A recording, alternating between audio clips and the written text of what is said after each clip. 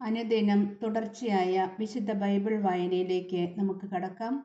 ഇന്ന് വിശുദ്ധ ലൂക്ക അറിയിച്ച നമ്മുടെ കർത്താവായ ഈശോ മിശിഹായുടെ പരിശുദ്ധ സുവിശേഷം 14-ാം അധ്യായം 15 മുതലുള്ള വാക്യങ്ങൾ നമുക്ക് ശ്രവിക്കാം.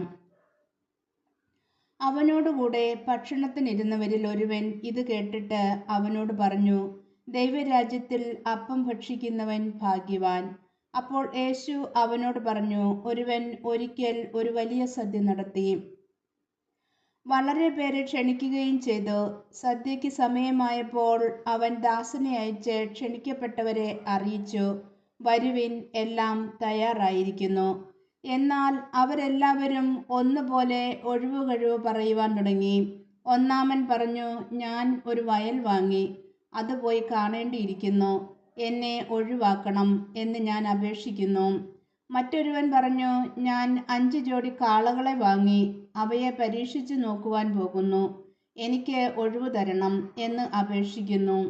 മൂന്നാമതൊരുവൻ പറഞ്ഞു, എൻ്റെ വിവാഹം കഴിഞ്ഞതേ ഉള്ളൂ, അതിനാൽ എനിക്ക് വരാൻ നിവൃത്തിയില്ല. ആ ദാസൻ തിരിച്ചു വന്ന് യജമാനനെ വിവരം ധരിപ്പിച്ചു.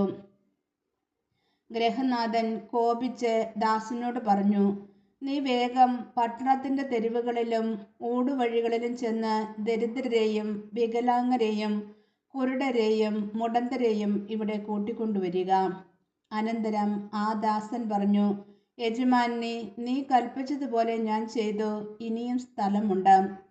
യജമാനൻ ദാസനോട് പറഞ്ഞു, നീ പെരുവഴിയിലും ഇടവഴിയിലും ചെന്ന് എൻ്റെ വീട് നിറയുവോളം ആളുകൾ അകത്തേക്ക് വരുവാൻ നിർബന്ധിക്കുക.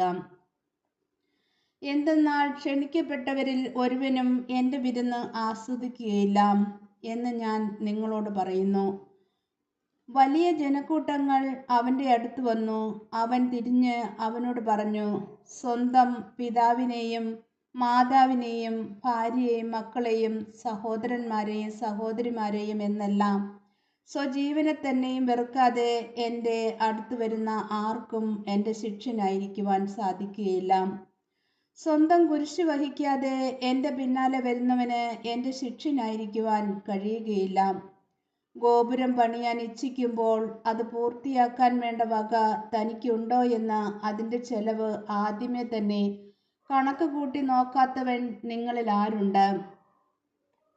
അങ്ങനെ ചെയ്യുന്നില്ലെങ്കിൽ അടിത്തറ കെട്ടിക്കഴിഞ്ഞ് പണി മുഴുവനുമാക്കുവാൻ കഴിയാതെ വരുമ്പോൾ കാണുന്നവരെല്ലാം അവനെ ആക്ഷേപിക്കും. അവർ പറഞ്ഞു, ഈ മനുഷ്യൻ പണി ആരംഭിച്ചു, പക്ഷെ പൂർത്തിയാക്കുവാൻ കഴിഞ്ഞില്ല.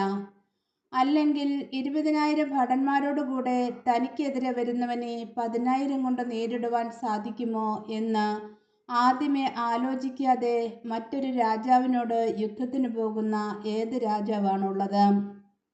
അത് സാധ്യമല്ലെങ്കിൽ അവൻ ദൂരത്തായിരിക്കുമ്പോൾ തന്നെ ദൂതന്മാരെ അയച്ച് സമാധാനത്തിന് അപേക്ഷിക്കും. ഇതുപോലെ തനിക്കുള്ളതെല്ലാം ഉപേക്ഷിക്കാതെ നിങ്ങളിൽ ആർക്കും എൻ്റെ ശിഷ്യനാവുക സാധ്യമല്ല. ഉപ്പ് നല്ലത് തന്നെ, എന്നാൽ ഉറ കെട്ടുപോയാൽ അതിന് എങ്ങനെ ഉറ കൂട്ടും? മണ്ണിനോട് വളത്തിനോ അത് ഉപകരിക്കുകയില്ല. ആളുകൾ അത് പുറത്തേക്കെറിഞ്ഞു കളയുന്നു. കേൾക്കാൻ ചെവിയുള്ളവൻ കേൾക്കട്ടെ. ഈശോ മിശിഹായ്ക്ക് സ്തുതിയായിരിക്കട്ടെ.